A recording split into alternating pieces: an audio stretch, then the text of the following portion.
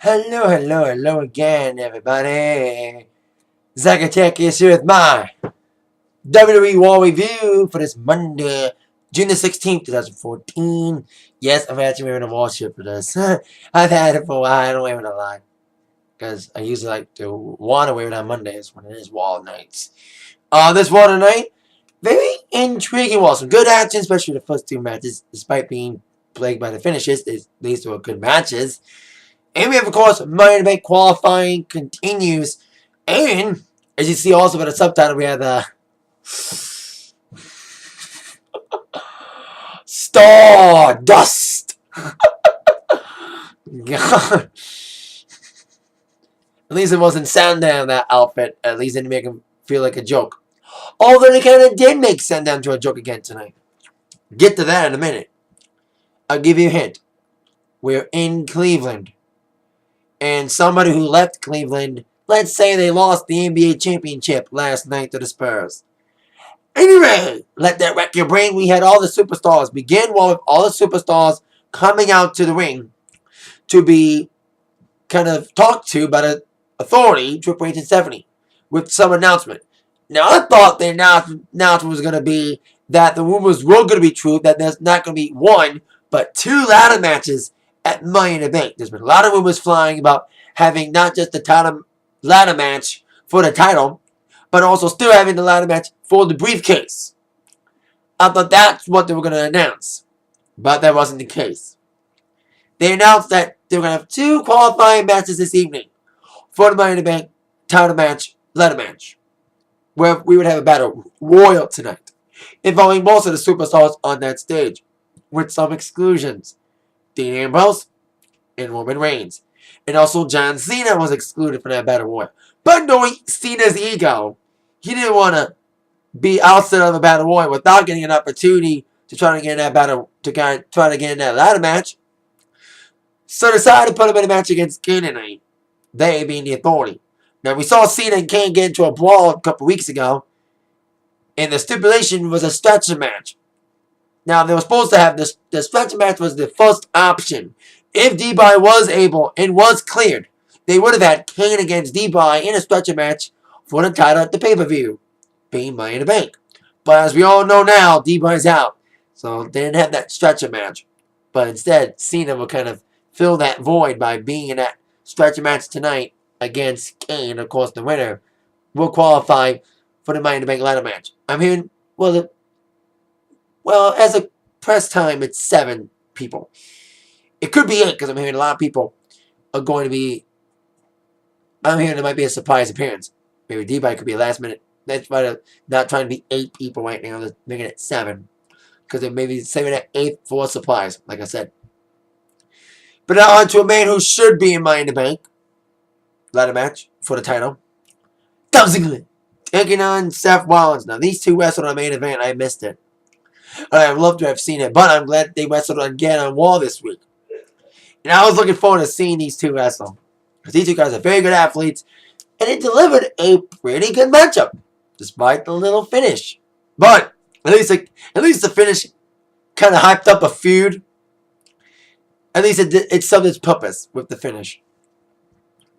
But before that, we saw Ziggy look very good against Rollins. They had some good action on the outside. And good action, very good counters and near falls. I knew these two were going to put on a good matchup, and they did. It was back and forth. We had Dolph doing the famous serve. He was trying to go for the zigzag, but then Rollins was looking good as well. He came back strong.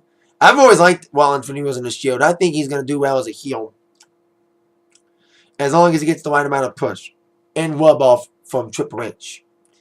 But as he delivered the big stomp, here comes Dean Ambrose from the crowd, wanting to get his hands all over Rollins, causing disqualification. Like I said, I didn't like, although I was like a little bit pissed about the finish being a DQ, especially doing a good match like Rollins and Ambrose. At least the DQ, like I said, served the purpose, continuing and hyping up the feud between Ambrose and basically Rollins. Basically, I don't think both Ambrose and Reigns want Rollins. I think just Ambrose. Because Ambrose chased Rollins out to the back, and he wanted a piece of Rollins right then and there. But Triple H said, well, you want to fight Rollins? I'm afraid I've got some bad news. Because instead of Ambrose fighting Rollins, he would have to fight the Intercontinental Champion, Bad News Barrett.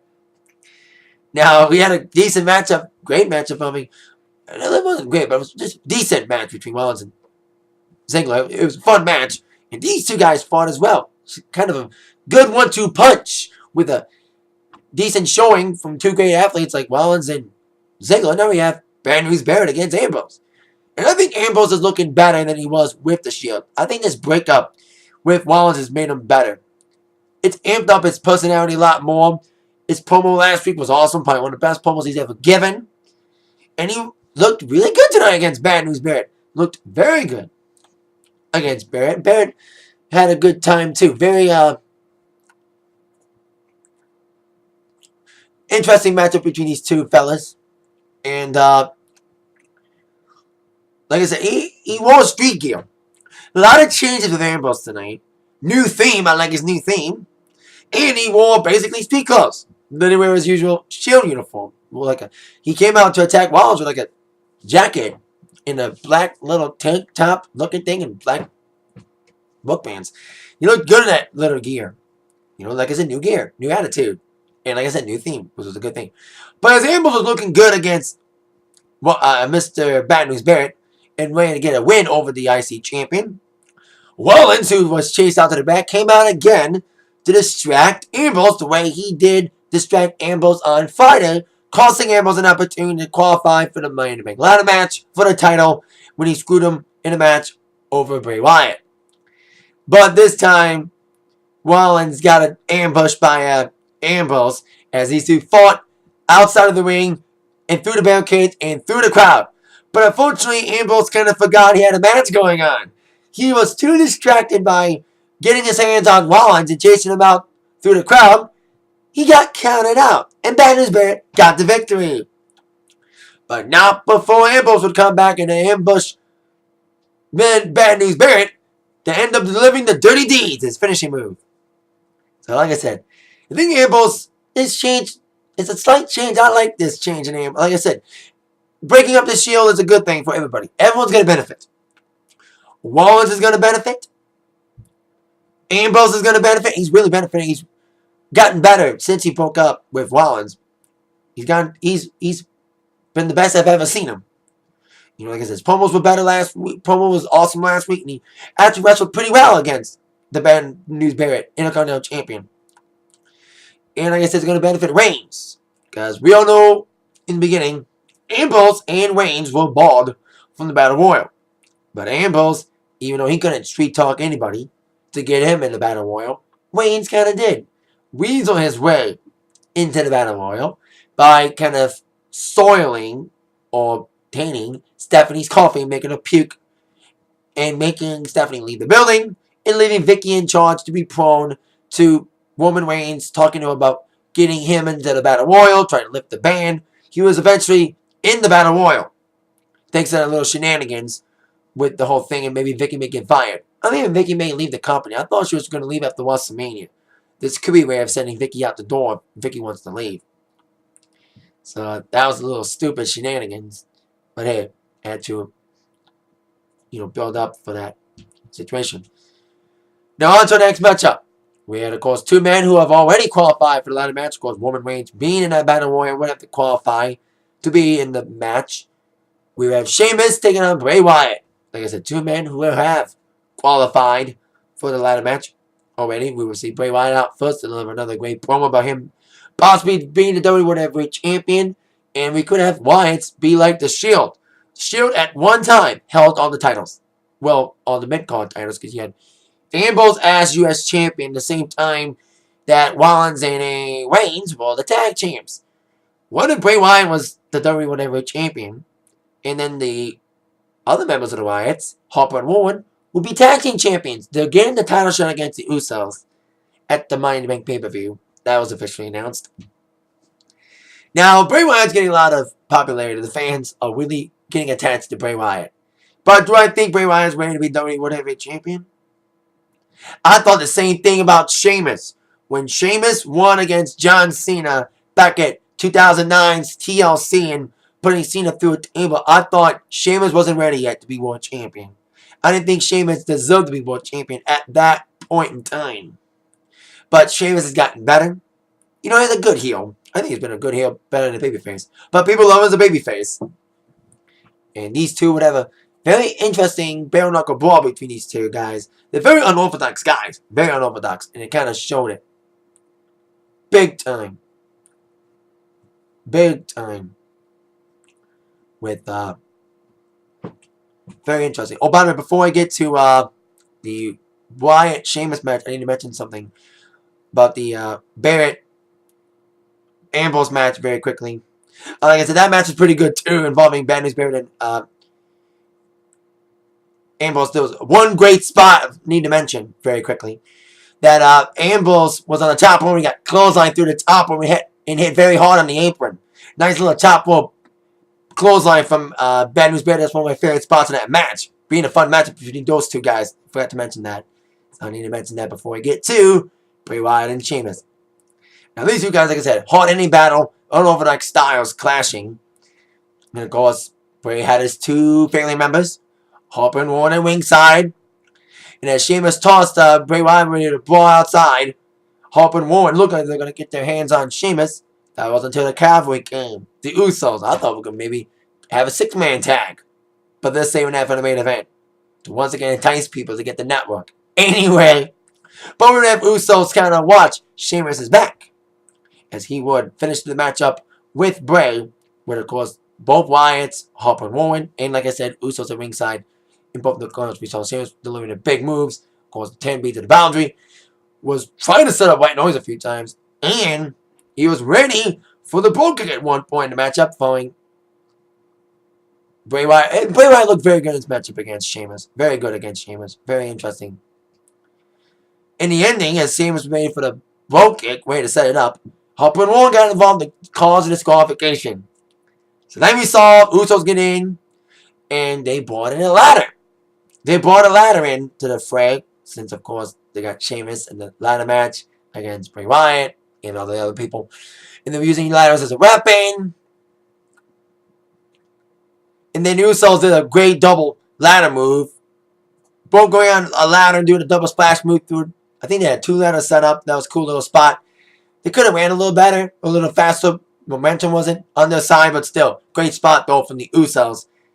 A very interesting matchup between Bray and Sheamus. Very hard-hitting, as I said. Very physical between these two guys. Very unorthodox styles. And if Bray Wyatt does win the WWE Championship at Money in the Bank, he will indeed have the whole world in his hands, indeed. Now, on to our next matchup here. Heath Slater. Now back to being the one-man band again. It felt weird seeing Heath Slater out there without, of course, McIntyre and Jinder since they got released last week. And it felt weird. And Hornswoggle still has to look, but he didn't come out. And Slater, what does he get for staying with the company and staying loyal after his two comrades got released? Getting squashed by Rusev. And Heath Slater's trying to be a face. Trying to be like, you go to Russia. You live in Russia. Get the hell out of here. And it's going to be... First you had freaking that Obama joke last week. Then you had a fake washroom with a bunch of Russian people on it, including Putin. That's going to ruffle some feathers. Like Rusev ruffled Slater's feathers. It put him in the accolade. Typical Rusev squash. And he actually spoke English this week. He actually spoke English. He spoke in Russian, but he said finally some things in English. And his first words in English were... No, I'm kidding. It was actually like, resistance is futile. I am Rusev, the super athlete. Or something like that. But it's kind of cool to see Rusev finally speaking fucking English for once. But there you go. Now on to a match I like to call the Battle of the Theme Songs. We would have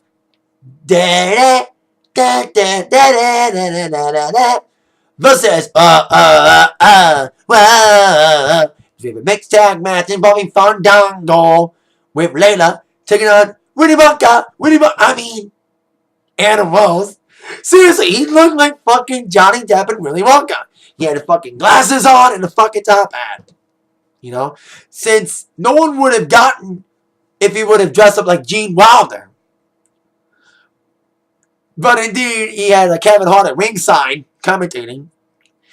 And he had a little backstage segment involving Rose and Hart. And I'm surprised that Kevin Hart didn't say to Anna Rose that his character's a figment of his pure imagination. Yes, I'm making a old school Willy Wonka reference. So it's kind of weird to see Anna Rose dressed up in that Willy Wonka gear with the they had the same style. Glad I saw them when they were having the segment, the open up wall with the superstars being outside the ring while the authority was talking to him. I saw a camera going to Anna Rose. Like, he does like fucking Willy Wonka. Like Johnny Depp Willy Wonka. And kind of a silly comedy match with Summer Rae and Layla basically continuing their little feud, chasing each other out to the back to leave Fandango prone to the party foul and the 1-2-3 victory for Anna Rose. And I think in the battle of the theme songs, Anna Rose won because you had more people, even Kevin Hart, humming the theme song. And then Kevin Hart, not being a lemon, but being a rosebud as he crowd surfed with Anna Rose after the match. Goes promotion for his movie, Think Like a Man 2. So kind of a silly matchup, but hey, who knows? You gotta do what you gotta do. Willy Wonka, Willy Wonka. The amazing chocolate here. Can't believe I have known that song. Anyway, on to our next matchup, the qualifier. The Battle Royal qualifier for the 6th spot in the Money in the Bank ladder match for the WWE Championship. You had a lot of people there. You had Ryback, you had Rusev, Reigns weaseling himself in. You had Bo Dallas in there. You had Kofi. You had Fandango. And Damian Sandow, like I said, they buried Sandow again tonight. He was the first eliminated. For one reason, and one reason only why he was the first eliminated. He was wearing a LeBron James jersey. Like I said in the beginning, I hinted that Sandow would dress up like a person who just lost the NBA championship to the Spurs, of course, referring to LeBron. And it made kind of sense, but I should have been somebody else in the Heat jersey instead of Sandow. And then Ziggler was in. I thought it would be Ziggler's final chance to be in a ladder match. I thought he would win it. But I read that the reason why he's not getting a big push is because he's injury prone. Really? Really? Cena got injured. He got stripped of the championship while he was injured. And he still became fucking champ again after he got back from injury. Damn it. I hope that doesn't happen to D-Boy when he comes back. I hope he doesn't get demoted because he's injury prone. Like Ziggler is. And I went on Twitter. I was doing a social media thing, you know. Despite WWE shoving it down our fucking throats. That somebody on social media I read said that he had a sneaky feeling that Rusev and Roman Reigns would be the last two. Sure enough, that was the last two. And Bo Dallas lasted a long time. Before he got Bo eliminated.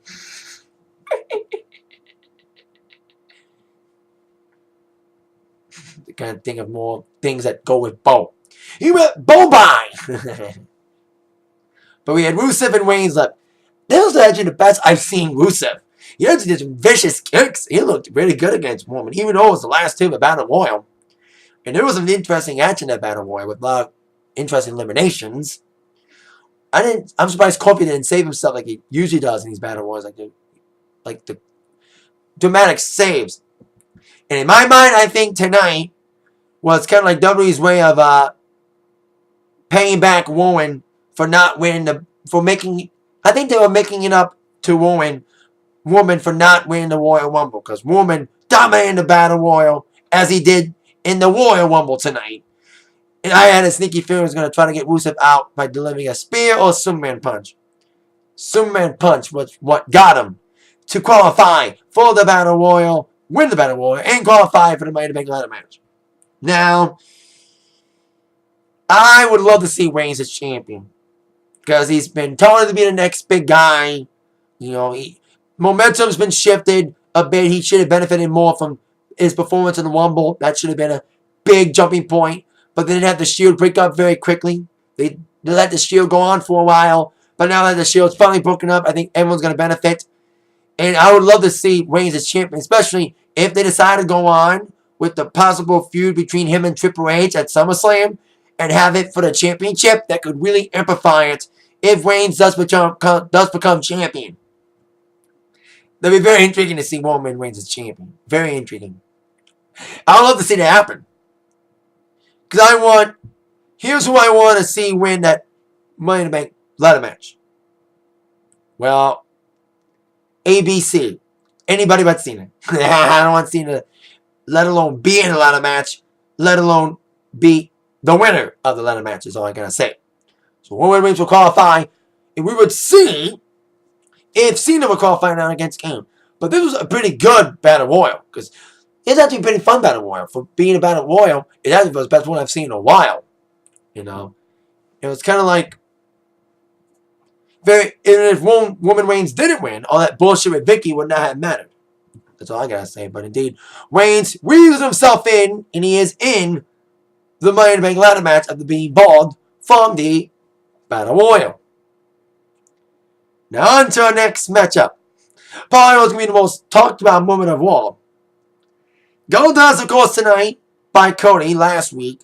He kept losing with his new partner since Cody seemed unfit to be his partner. And Cody once said that this week, it will be an awesome new partner for Goldust. And as you see by the subtitle, it's Stardust. WWE tweeted it before he came out. Say hello to Stardust. They had a theme, and seeing Cody Rhodes, this is like his Willow moment. Because Jeff Hardy in TNA has his alter ego Willow. And apparently this is Cody Rhodes' alter ego, Stardust. He had a big star on his face. Seeing him with Goldust face paint and seeing him in that gold suit, very disturbing for a lot of people. That face is going to haunt a lot of dreams tonight. You know, he did this a lot with his face, he had star on his hand, gold hands, gold everything. And this could bring Cody back into the winning ways, and it kind of did. That this transformation to the Stardust character may help Cody Rhodes in the long run, because he was basically the dominating factor. He was the only one that wrestled in this match. Goldust never had a chance to get in the match, because Cody/Stardust was dominating and looked very good with this new character. And he got the big blockbuster move trying to copy Goldust's finishing spot, and he got the victory for the team. And I thought the breakup was going to happen soon, because I thought the way they were going to do it was that Goldust have all these tag team partners fail, and then Cody Rhodes is like, it's not me who's a failure, it's you. But now they're going to keep this long, now that they got Stardust, with the music and the suit. So, we're going to see how this goes. But before we had the Stardust match, we would have Paige taking on Cameron. Naomi's the better wrestler, as we all know. Cameron can't wrestle for shit. We saw that in this matchup. She looked okay in the matchup against the Divas Champ. And Divas Champ actually looked more offensive than usual, because usually she's more on the defensive most of the time. But she was really 90% on the offensive, even though she did get like a fake handshake from Cameron to set up for Cameron's little offensive fury and another slap that she did on the app. But it wasn't long before she got put in that Scorpion crosslock, the PTO as Paige would call it, in the tap out for Paige. I love to see Paige and Naomi fight, especially now that AJ's still gone. Oh yeah, by the way, congratulations to AJ. She got really married to CM Punk over the weekend. Congrats to Punk and AJ. They chanted Punk's name again this week. He's gone. He's married. He ain't coming back. Unless he pulls a Michael Jordan. Stays retired or comes out of it like Jordan. Anyway, so after that match between Paige and Naomi's partner Cameron, of course we would see the Stardust match. It was trending on Twitter. Oh God! Like I said, it may work for Cody. He needed to adapt. He needed to find something to get him back in the winning ways.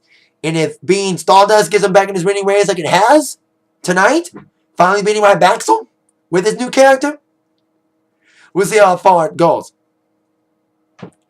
So then on to our main event. we would have Kane taking on the man who's faster than Rey Mysterio, more powerful than the Big Show, able to make Damien Sandow to a joke into a single bound. Super Cena. Isn't it weird that now Cody Rhodes is now a joke? Like, you know, Damien Sandow's a joke. No, well, I don't think Cody Rhodes is going to be a joke, no. Even though it's making him dress up in the Stardust gimmick. But it's working. There was actually some Stardust chants tonight. Anyway, like I said, Cena and Kane to qualify for the 7th, and at the time, final spot for the Money in the Bank title match, ladder match. Of course, stretcher match. The match that was supposed to be Kane and D-Boy at the pay-per-view if D-Boy was able to compete. And it was an okay matchup. Of course, Cena and Kane feuded before. You saw Cena and Kane get into a brawl 2 weeks ago in a match that ended in disqualification.